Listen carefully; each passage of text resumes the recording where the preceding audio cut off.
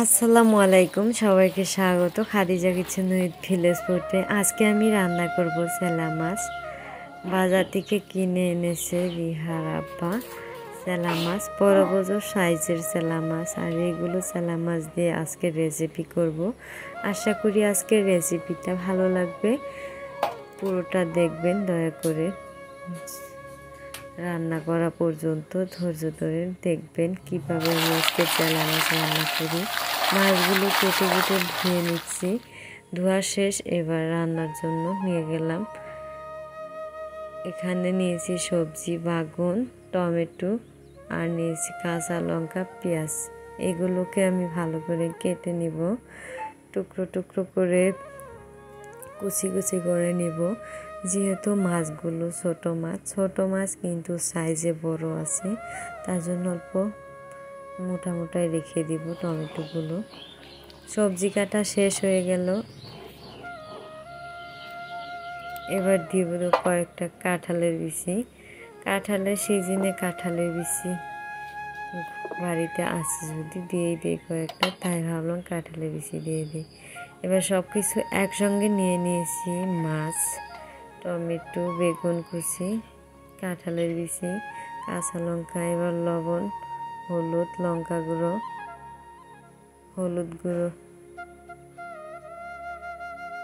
জিরে গুঁড়ো, ধনে গুঁড়ো সব কিছু দিয়ে এবার সর্ষের তেল দিয়ে ভালোভাবে মাখিয়ে নিব।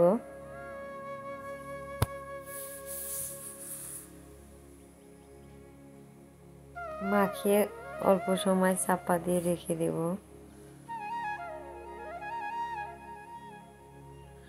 এবার কড়ার মধ্যে ঢেলে দিয়ে দিব। অল্প সময় চাপা দিয়ে রাখার পরে সবগুলো দিয়ে দিলাম, দিয়ে ঢাকনাটা দিয়ে জাল করে নেব। হাঁড়ির মধ্যে দিয়ে দিলাম। এভাবে করে ছোট মাছ রান্না করলে খেতে কিন্তু দুর্দান্ত মজা লাগে। সব কিছু দিয়ে কাঁচা কাঁচা মাখিয়ে দিলাম, এটা ফ্লেভারটাই অন্যরকম আসবে।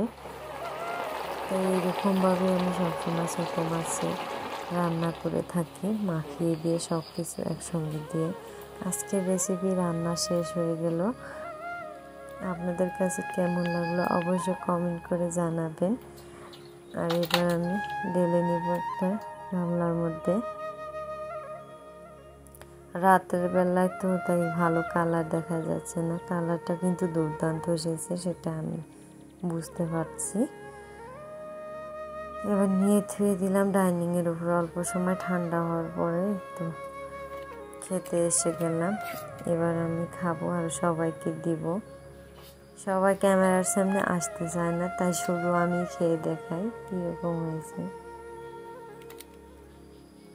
কালারটা কি দুর্দান্ত হয়েছে, একদম খুব সুন্দর।